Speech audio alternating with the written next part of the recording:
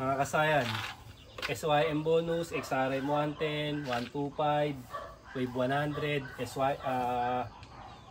SYM 125, Euro Racing, mga carb type kasayan na merong fuel filter. Ito siya ba? Huwag niyong gagayahin itong ginawa dito. Natutok mo dito para makita nyo. Ito siya kasayan, no? Pansinin nyo. Ito yung kanyang fuel hose. Dire-diretso sa kanyang carburetor, sa kanyang carburador. Dire-diretso siya dyan kasayan, ha. Dapat meron siyang dito, fuel filter. At tinanggal nila yung fuel filter, direkta lang nila sa carb. Ngayon kasayan, ang nangyari dyan, nahirapan tayong itono. Kasi unang-una hindi ko kagad siya napansin na wala siyang fuel filter. Naisip ko pa nga na baka SYM bonus ay walang fuel filter. Tinignan ko naman dun sa iba, meron naman fuel filter.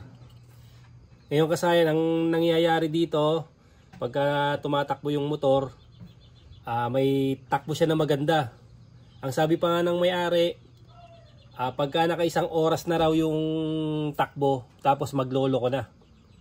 Pag naka-isang oras na yung takbo ng motor, saka pa lang siya maglolo ko. Ngayon kasi tinesting ko siya. Unang testing ko okay naman. Pangalawang testing, ang nangyari sa kanya, yung dinala niya yung motor, ayun, isang oras lang, tapos sumunod yun na nagloko na naman. Ngayon kasi ang ginawa ko, nagpalit ako ng stator, tapos CDI, tsaka ignition coil. Yan, tatlo na yan, ha. Tinesting ko yung CDI, stator, tsaka ignition coil. Ngayon kasi pagka-testing ko doon, pinatakbo ko, ganun pa rin. Tapos yung nalaman ko na wala siyang fuel filter, kinabit ko na tong yung carb, yung kinabit ko yung carb, doon ko siya nalaman na walang fuel filter. Ngayon kasayan, ang carb natin madali siyang dudumi kung ang ating tangke ay ma-stack o pa isa-isandaan lang yung karga. Kasi kung ang karga natin sa tangke ay pa isa-isandaan lang, hindi siya mapupuno, mabilis kalawangan yung ibabaw ng tangke. Kaya ang pinaka-importante dito kasi ang gagawin natin dito ay lalagyan natin siya ng fuel filter. Ito siya kasi ito yung ating fuel filter. Ngayon testing natin to kasi meron na ring itong niya naglilik na rin sa gas. Ang gagawin ko diyan kasi para sigurado ako na malinis na yung tangke. Yung tangke kasi na-stack to ng 2 buwan. Para siguradong malinis yung tangke, ang gagawin nyo, ganito na rin yung gagawin nyo. Kung malilinis nyo yung tangke, linisin nyo. Kung hindi naman, dito, patuluin nyo lang yung lahat ng gasolina para sigurado. So tayo ng lagay ng gas.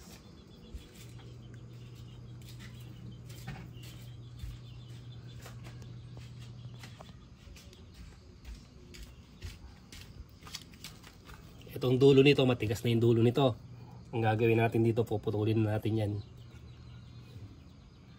Kailangan hindi siya gantong naglilik. Siyempre pagka kinoberan nyo na, hindi na makikita yung niya.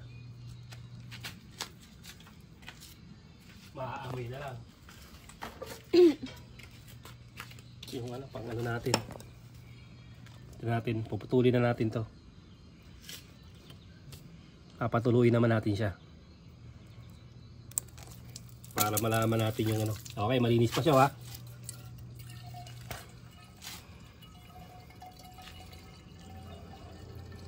Konti lang gas dito kasi sinalinan ko lang siya,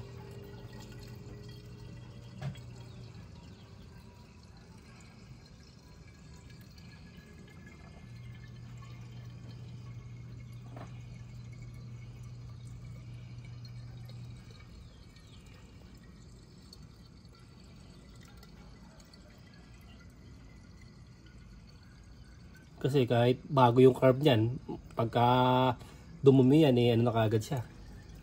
Uy, kulang pa. Kunin mo yung isa nating Mountain Dew. Saan pa? Ayun o. Kalasin mo yun nandyan sa may motor. Badya.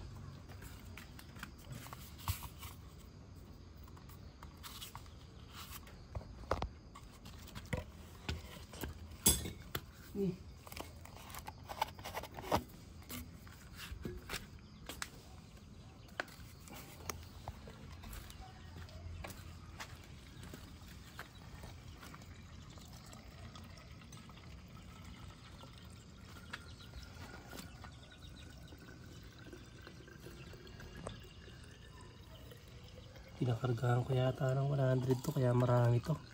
Nakalimutan ko, nakargahan ko nga yata to. Kaya marami pang Kuha lang muna kami nalagyan. Ito nakasayan na. Okay yung gas natin kasayan, malinis ha.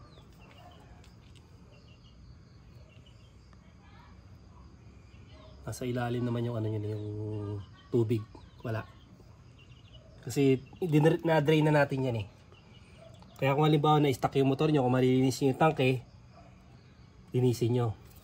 Ito, tingnan nyo ito dito sa loob. Ayan siya kasayan kasi ayun o. Yan, ganyan mangyayari pagka nai-stuck yung ating tanke. Tapos, na-stuck siya ng walang gas. O kaya naman, na-stuck ng may gas pero konti lang. Mapapasin nyo dyan ha. Para kailangan merong sasala. Dito, ito nga yung ating ating filter. Ito, matigas na to kaya tumatagas na.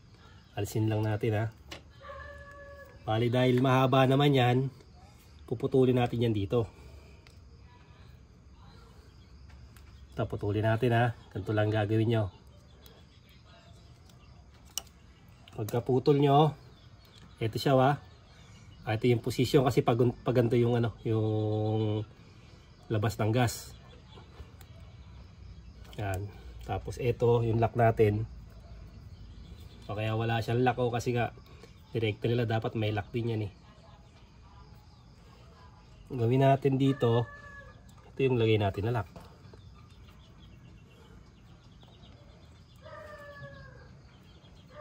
Kung kakasya, medyo mataba isa eh.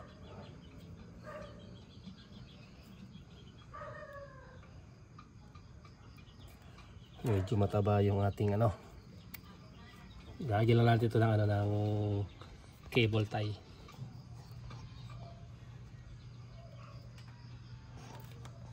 I-cable tie natin yan. Yung mga lock yan, cable tie na lang gagamitin natin. Para siguradong hindi siya Tapos to, sagad nyo lang siya tutok.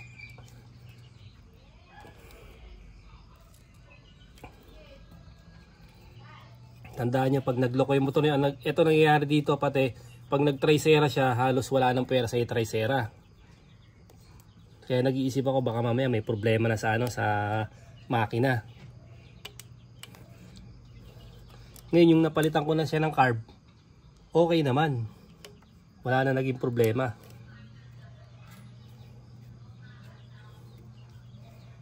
Sagad lang natin siya. Tapos salina natin.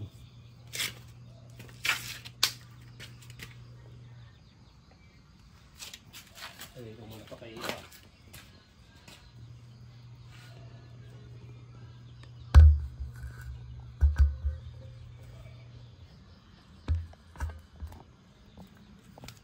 Dito natin kay Badya.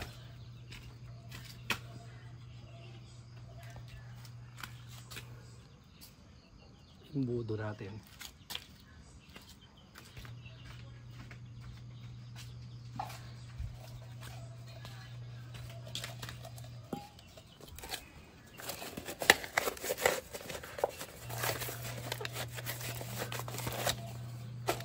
Sure na malinis yung imbudo nyo kasi dun manggagaling yung dumi niya.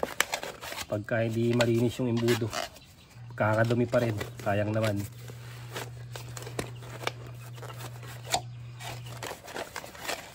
Huwag yung i-stock yung motor nyo ng ano, ng walang gas. Lalo 2 buwan, tagal-tagal na rin yun. Karburador ang magdudusa.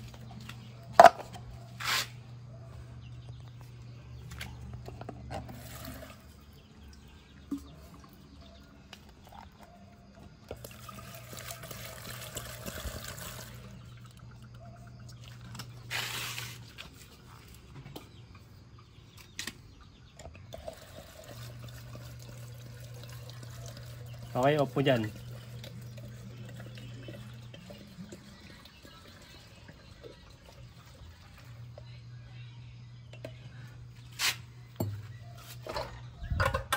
Open mo.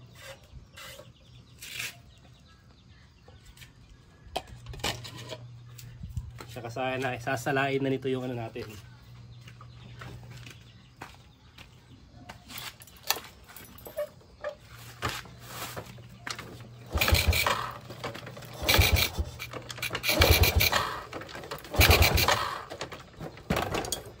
Meron na?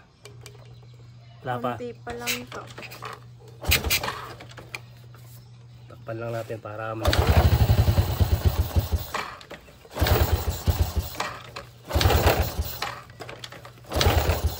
umigop siya.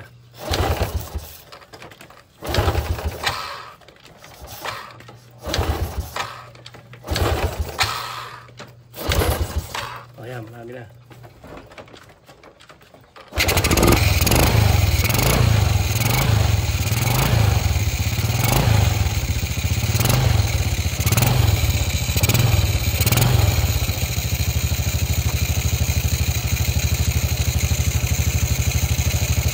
Black na kinaga nito. Mas makapal yun.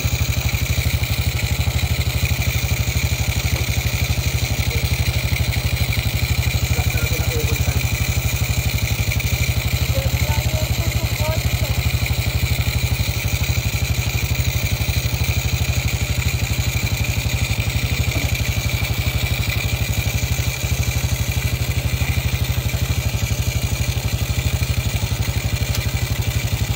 Ilalagyan na lang natin yan pagkano tayo. Malagyan na cable tie, kaya ito cable tie. Wala ito magiging, may isa pa pala tayong gagawin dito kasaya, pero next video na lang din natin para makasigurado tayo. Ang discarding gagawin natin pag nasira ang inyong